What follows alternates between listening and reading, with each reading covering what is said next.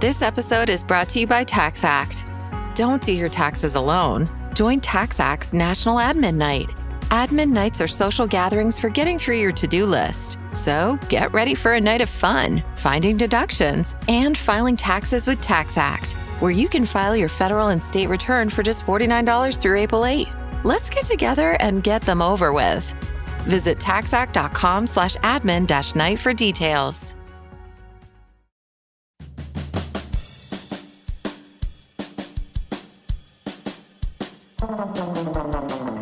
Welcome to The Secret Life of Cookies, where we try to solve the world's problems through the miracle of carbohydrates, one recipe at a time, with host Marissa Rothkopf and her dog, Bosco.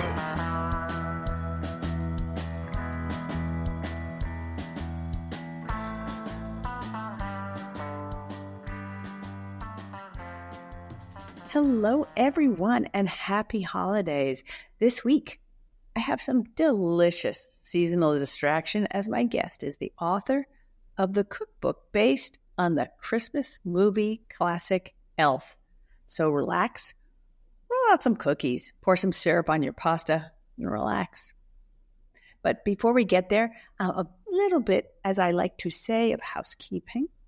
You can find recipes for this podcast and links on my Substack newsletter, which I might add makes a great holiday gift, at marissarothkopf.substack.com. And you can support my work with, did I mention a subscription to my Substack? Yeah, at $5 a month. Or if that's not possible yet, you can subscribe for free. I would be glad to have you. And please don't forget to join the Deep State Radio as a member for special perks. Either way, we and I am grateful for your support. Hello, and welcome to The Secret Life of Cookies. In this most cookie of seasons, I have a very special guest today. Normally, we're going to talk about extraordinarily serious things on this podcast, but today, I thought, I don't know why, but that we should just lighten it up a little bit. And who better to have as my guest than Jackie Alpers, who has written many cookbooks, but the one that is close to my heart and the one we're going to be mostly talking about today is the Unofficial Elf cookbook based on the movie Elf, a Christmas classic that I fell in love with only a few years ago, but I fell hard. Anyway, welcome, Jackie. Thank you so much for being here today. Thank you so much for having me. You're based mostly out of Arizona, which is to me is sort of the least North Polish. And I mean Pole -ish, not anything to do with people from Poland. The least North Polish place in the United States. And do you long for like North Pole and the seasons? No, not at all. All my show is fake, like the movie Elf. A lot of the snow or a lot of the visuals are kind of based on the Rankin Bass, the stop motion, animated. Like Rudolph the Red-Nosed Reindeer, and so all that snow was like made out of like cotton and like by like, soap flakes. Like soap flakes. So that's your idea of Christmas is fake snow. Oh yeah, so I'm from Columbus, Ohio originally, okay. And one of the reasons that I left Ohio is I had it with J.D. Vance. Oh, sorry. No, what? That's actually, my mother is actually from Middletown, Ohio. Holy smokes. And older than J.D. Vance. And I never came across him. He became popular way after I left. But so my mom is the one who originally told me about him because she's like, there's this guy from my hometown who wrote a book called Hillbilly Elegy, and you have to check it out because it's like he's saying all this stuff about Middletown, and maybe some of it's true, but it's not the Middletown that she remembered. And so I was like, oh, that's interesting. Then that's how I learned about J.D. Vance is from that. But yeah, he's not part of anything that I've ever been part of, other than that he's from the same town as my mother. But yeah, there was I went to art school in Columbus, Ohio. I went to Columbus College of Art and Design, and there was there's this great little market around the corner, and I walked there one morning in February to get a bagel, and it was snowing, and everything was so gray that the only thing that wasn't gray was the smoked salmon on my bagel. Everything else was mid-value gray. And I was like, I got to get out of here. Out of here. Freezing. I was freezing all the time. So yeah. No. But I can see that as the start of your own holiday movie where, and in your Hallmark movie, because I'm always writing how, the Hallmark movies, because it's sort of it's like a way to self-soothe. Think of the nicest thing you can, it's the Stay Puft Marshmallow Man, Elf, or it is like a Hallmark movie. And I imagine yours is all gray, all mid-gray tones.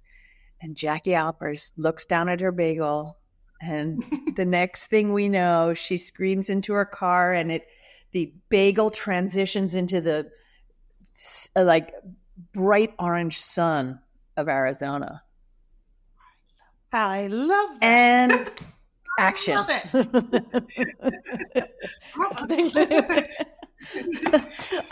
So I'm looking here at, golly, I wonder if my brother listens to this podcast. My brother Paul, because I'm giving him this book for Christmas. Be surprised, Paul, if you're listening. But, everybody who thinks about Elf thinks about one dish.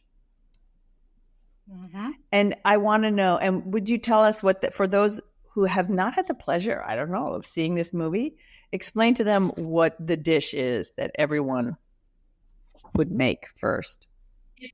Got to be Buddy's breakfast pasta. So, Buddy isn't a human, but he grew up in the North Pole with the elves, and the elves have only eat sweets, basically. There's 4 food groups, and one of them is plantain and syrup, and because he's only been raised eating the sweet stuff. And so when he comes to New York City, he's kind of surprised by the food, and so he makes himself breakfast. And he learns about spaghetti the night before. I have a recipe for spaghetti in there too. Really good freaking recipe for spaghetti from Rocco here in Tucson.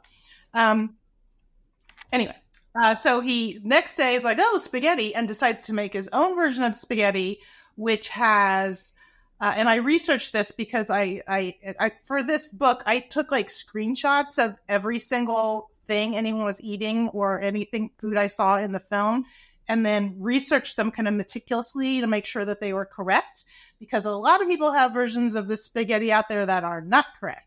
That's why we love you. Yep. I love doing all that. It's fun for me doing all that research.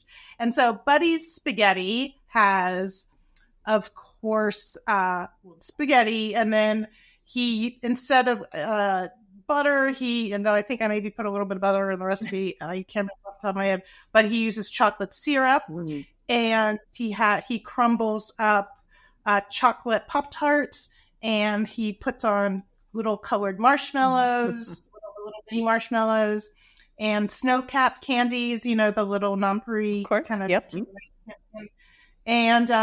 And these little chocolate candies that are like M&Ms, but at the time that Elf was made, they didn't come in the colors that were on the show. And so I was like, those aren't really M&Ms. What are they? And so I researched it, and I found out they're actually something called Smarties. Smarties, right, that are in Canada instead. And so, and you can get Smarties on Amazon if you want to be Authentico. And I have them in my cabinet too. So. Oh, you do? Yeah. My husband's British, so we always bring back Smarties. Smarties are good. They are good. And probably have colors that even RFK Jr. would approve of. But anyway, go on. Yes? I don't know. There's a lot of things he's not going to approve. Yeah, I teach in a classroom that is full of news TV screens. I just came down from a college, and the one of the headlines was Trump said, we'll talk about vaccinations. Oh, are we? We're going to talk about them just to discuss whether they're a good idea or not. Oh. Okay, anyway, back to Buddy the Elf, because he's nice and the things I'm thinking about are not. Go on. Yes? Okay, Buddy the Elf is nice. Actually, Buddy the Elf is everything that all of us should be, which is he's kind, he's thoughtful, he's kind of a hero, among men. He goes on this epic journey to find his family, and he's brave about it. But he always keeps, on the lighter side of things. He's the most joyous person, and he's funny, and so working on Elf was actually a really good reminder to me to treat every day like Christmas. And I'm not, I'm not somebody that's really Christmas oriented in general, but I appreciate that. And I have some pretty fond memories of Christmas as a kid. My stepmother was Catholic, and she really loved Christmas. I really loved making Christmas cookies when we were little. And so I get that kind of joy and wonderment of Buddy, who never, he never lost that joy and wonderment in, with that character. And even in, New York City, where it can be cold and heartless and all kinds of all kinds of things that remind you of the realities of everyday life, he always kind of stayed positive, and that's one of the great things about that movie. It's exactly why that movie is so appealing. It's a great message for all of us, Thank you for that. You have really good recipes in here. Like they're not, I know we talked about the kind of, let's just face it, disgusting breakfast that he makes, but I think the page that made me crack up the most was I just turned the page and it's like, eat the yellow snow. Don't is crossed out. It says, eat the yellow snow. And it's this very delicious shave ice made with lime and mango and pineapple. So the recipes in here are actually very, very, are the kind of recipes you want to eat. The stuffed figs, because they look like stuffed animals, and sweet and sparkly popcorn. The prime rib. I from what I was reading about you, it looks like you actually make this. Like this is a friend's recipe. It is. My friend Deborah has made this for Christmas several times or New Year's that my husband and I have spent with her and her family. And she has very specific instructions on how to do it. And so I was like, oh, I got to use her recipe. And it was always great, and to me now that feels like Christmas to me. It really does. And so not really, I know what people do, hang out or whatever, but I really do. I prefer prime rib for those kind of holiday meals. I do too, actually. But as I flip through here, how long did it take you to come up with the ideas for these recipes? Because, you obviously heard him say, you smell like beef and cheese, which is one of the lines from the film. And you turned that into a really delicious looking cheesesteak recipe. Thank you. Okay, so I don't know how the hell I come up with this. I have a ridiculous train of thought. So, for example, when I was watching that, I was thinking, I wonder what Artie Lang ate.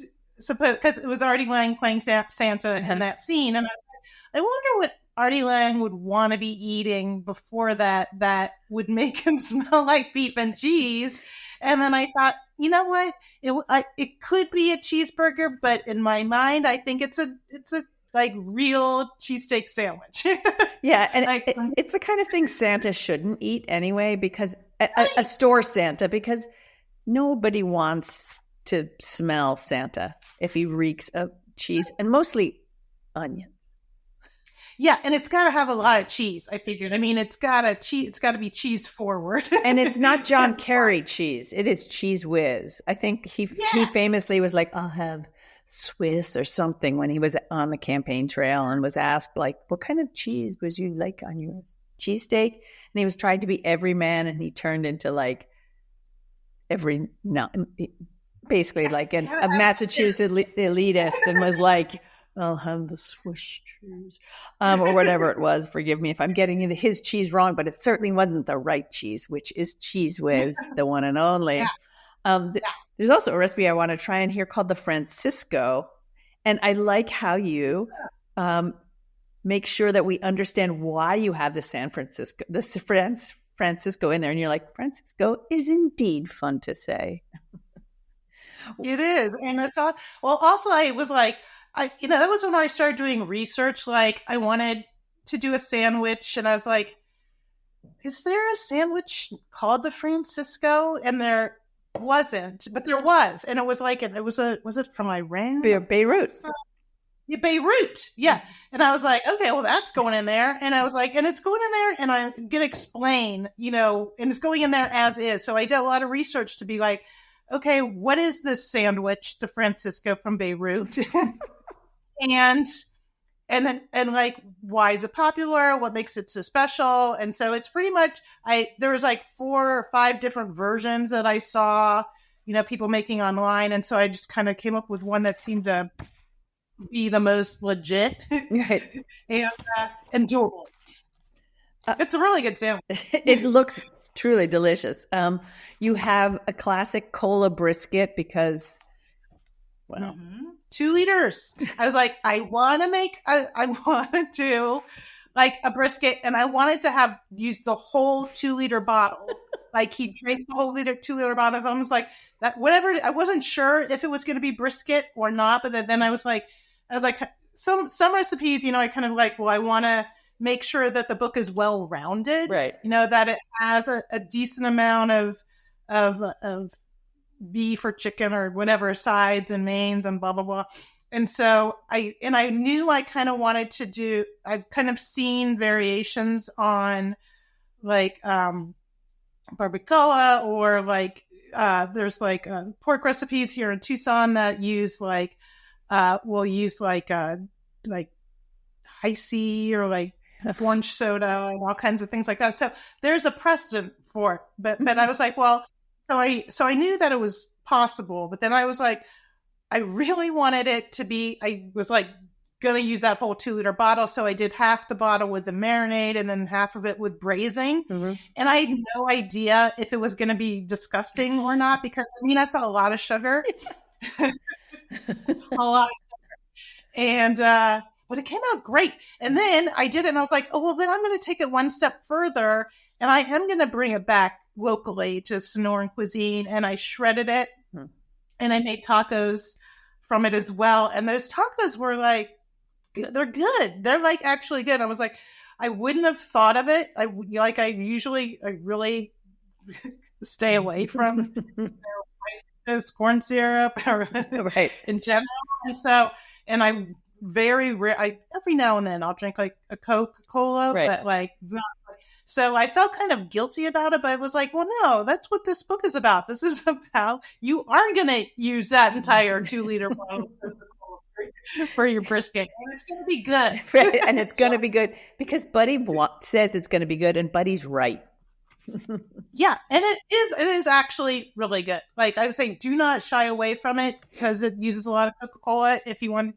And also, I would say if you could get the kind of Coca-Cola that uses regular sugar, which they make now, I would probably go with that, but it's good either way. Like, go for it.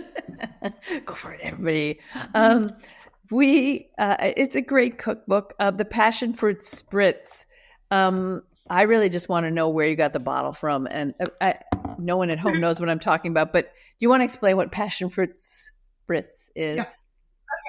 So in one scene in Elf, Buddy is going into the department store, and she's like, "You want to try our passion fruit?" But it was perfume, and so he spritzes it. She spritzes it into her mouth, and maybe he spritzes it into his does, mouth. yeah. And he was like, "Oh, it's terrible," because he didn't realize it was perfume. And I was like, "Okay, that's going in. Eat that. It's going in the book." And so I was like, how do but I wanted it to really be something that people could actually like. I think that's fun. Like, at a party, you could actually make those and then spritz it in your mouth. That's like, I thought that was really funny. I just went on Amazon and I was like, empty, fillable perfume bottles that, that were never been used before, because I'm going to actually put something in there you're going to drink. Right. And it comes with like a little tiny funnel. And it was pretty high alcohol, but then I used they make a passion fruit syrup, and it tasted really good. And so I was like, well, this worked.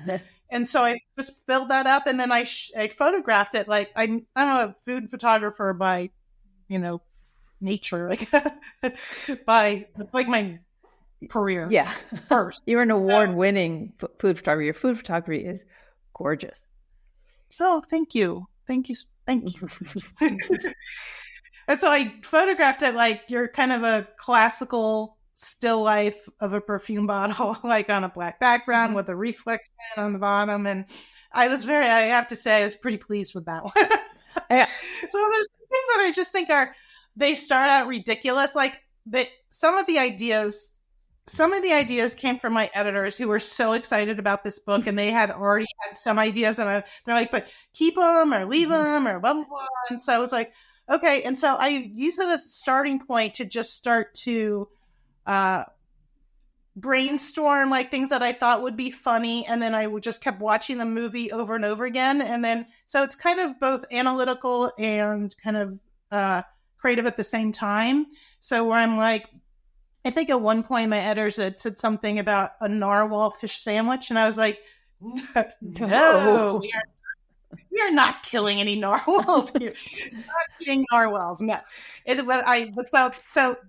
it was a good idea. Yeah. And so I was like, well, let's do like something that's not as cute, because that narwhal is freaking adorable. So I did do a narwhal like ice cream float based on it, which was more of a cute kids thing, because to me that narwhal is all about the cute. And then I used, well, what that got me started thinking about was like, I still want to do a fish sandwich, but I wanted to like Arctic char or something that's like native to the North Pole, like that you can actually get there. Right. And then I was like, so then that process, so they're like, oh, yeah, that sounds great. And so then I was like, but I want it to be different than that. I want it to be like, I don't just want your average fish sandwich. I want it to be like fish and chips. So I wanted it to be like the French fry. I mean, like if you got an order of fish and chips with the chips and the tartar sauce and all of that on a sandwich together, that to me kind of took it into a little bit more fun, not just your typical fish sandwich. So that's kind of how my process works, where I've got like, like start with one idea, either stick with that idea, evolve that idea. How does it fit into the storyline? It doesn't, and not everything really, I mean, like there's no fish and chips in the story, but it also teaches people who read the book a little bit about the flora and fauna and the animals that are in the North Pole, so that they can, just to tie it in that way. Yeah. If that makes sense. It does. And up north in England, the idea of chips or French fries on a buttered roll is like I don't want to say it's haute cuisine. It is not.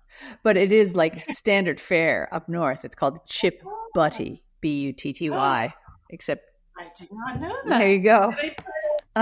Did I put malt vinegar on it too? Because that was like, it's got to have malt vinegar. I think not traditionally. I think it's really just, butter, because you need the French fries to be able to stick to the bread. And, just in case they're not, greasy enough. Very interesting.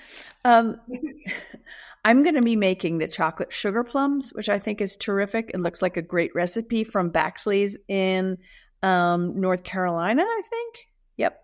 Yeah. Do you make those for your friends at the holidays? I think you should be this year, definitely. I actually think I would order them from Baxley. With the election of Donald Trump, staying informed is more important than ever, and we're thankful you've chosen to listen to the DSR Network. Through the turbulent times ahead, we will continue to provide the insightful expert analysis on the issues that matter most around the world. We ask that you consider becoming a member to support our effort to provide you the best content possible. DSR members gain access to an ad-free listening experience, exclusive members-only segments of our shows, our members-only Discord community, and more. Use code HOLIDAY25 to get 50% off of your membership subscription at thedsrnetwork.com/buy. That's code HOLIDAY25 at thedsrnetwork.com/buy. The DSR Network will evolve in exciting ways in the new year, and we hope you'll join us.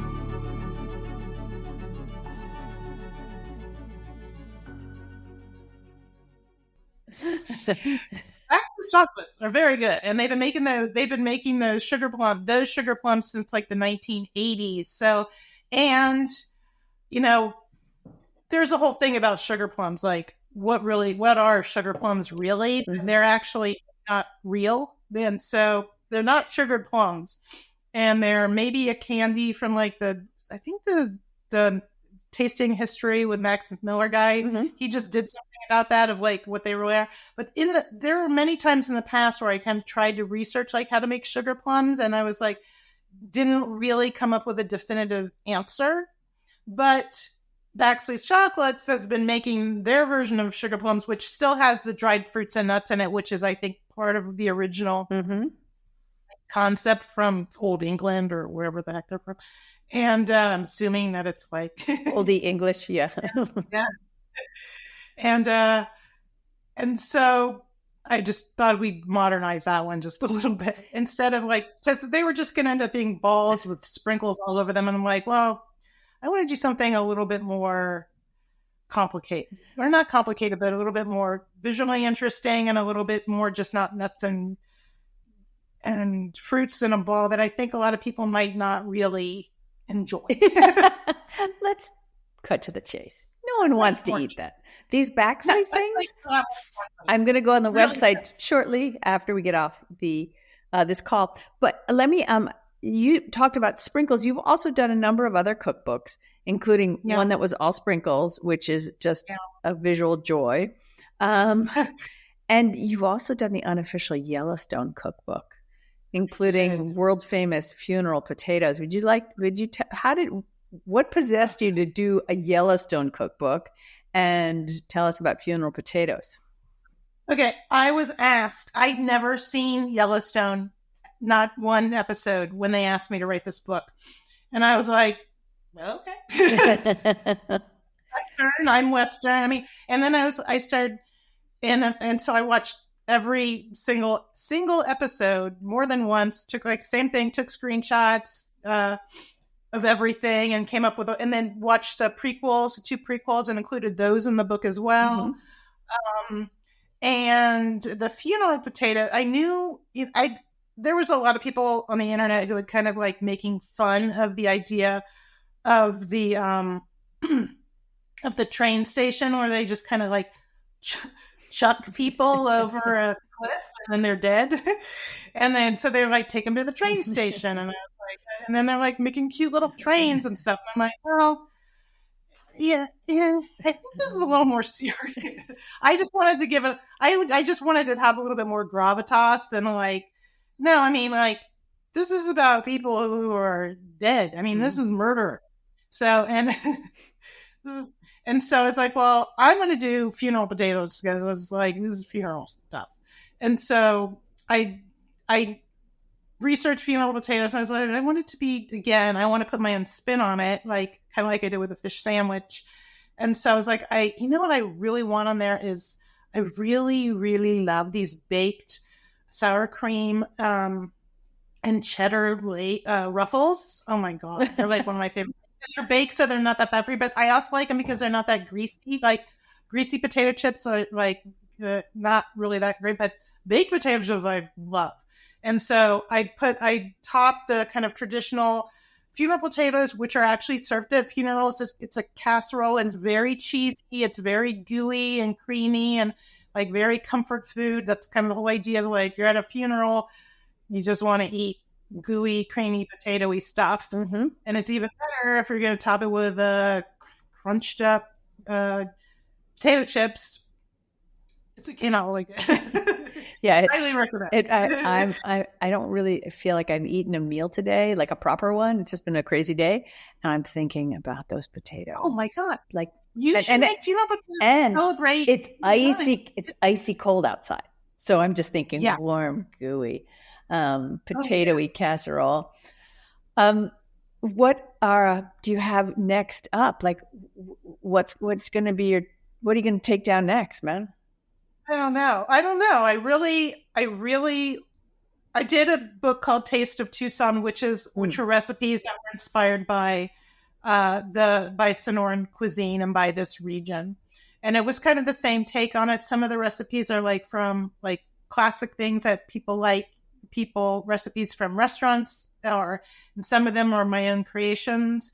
And some of them are just kind of mashups, of different things. And all of the recipes are inspired by the region, and in the sense that Sonora, we're 60 miles from Mexico, so there's a lot of influence, and Tucson was part of Mexico for a lot longer than it was part of the United States, and so Mexican Sonoran cuisine is very special here, and in a way that's different than a lot of other borderlands cuisine, in that it's a lot of fresh vegetables. The Sonoran Desert has its own unique flora and fauna that, very different than North Pole. No Arctic char. Yeah.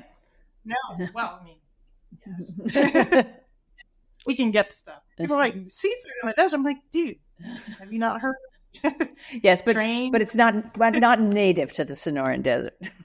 Well, we're only 4 hours from the Sea of Cortez, so it's still in the Sonoran Desert, so it's not so bad. But yeah, so Sonora kind of goes all the way down to the Gulf there, and so I did that, and I still have a lot I want to explore with that. There's a lot of I really love kind of mishmashing all the, I have kind of a Midwestern Ashkenazi Jewish upbringing that I still like hot dogs and pickled herring. I mean, everybody likes hot dogs, but so I kind of have my own childhood influences, or influences like, how the ingredients and Sonoran Mexican cuisine has influenced me and my own takes on it. Sure. That I think there's still a lot to explore there.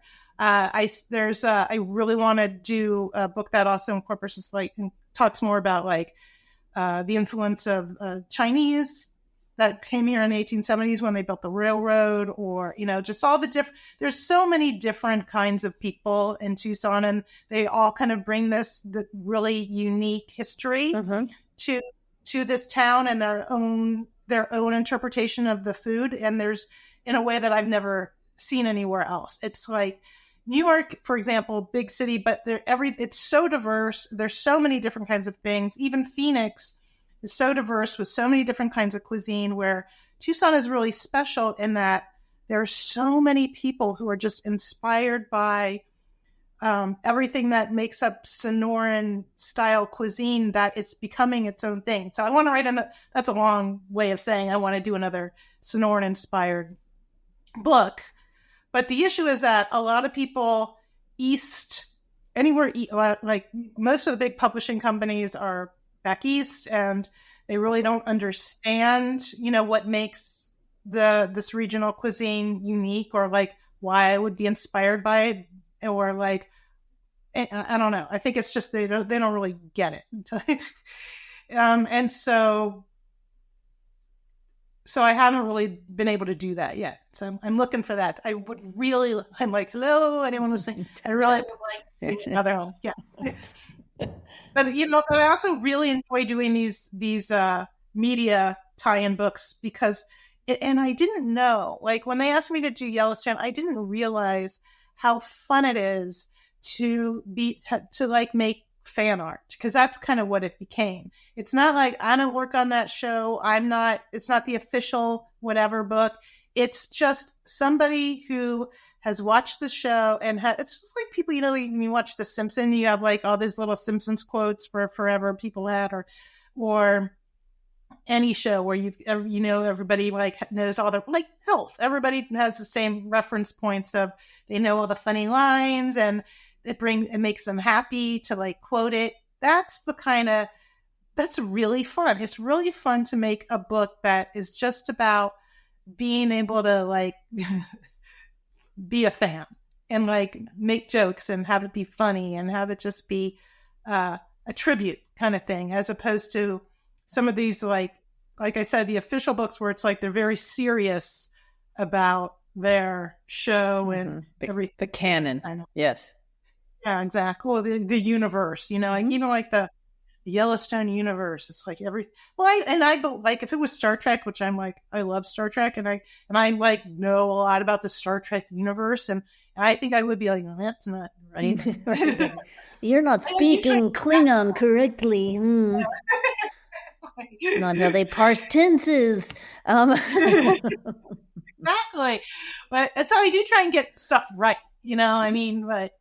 but I still try and have fun with it. Well, you certainly did with this cookbook, and I hope I really want to stress that although it seems like it's like people like, oh well, it's you get it for Christmas and it's a silly book, it'll just have spaghetti and whatever. It's not. It's a great cookbook with really strong recipes in it, and I think people will enjoy it whether it's Christmas or not. Because really, let's talk about Buddy the Elf, man. That's a spirit that should be with us, as you said in the beginning, all year round.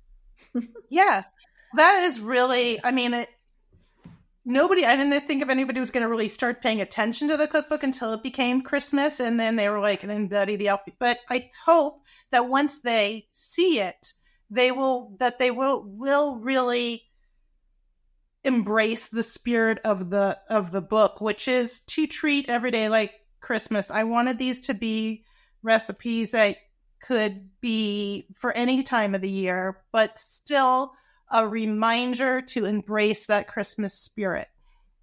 I love it. Thank you so much for coming on the podcast today. Have a very happy holiday and enjoy that prime rib. I think I may be making it for Christmas. So thank you so much. Thank you so much for having me. It's been a joy. Exactly. All right. I'm going to go pour chocolate syrup on something. Have a great holiday. You too. Bye. Bye.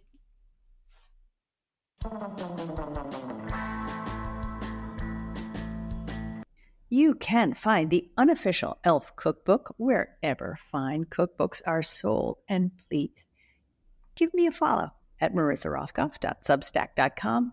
And like all good podcasters before me, if you would, please leave a review in the Apple reviewing place so that it helps other people find this podcast.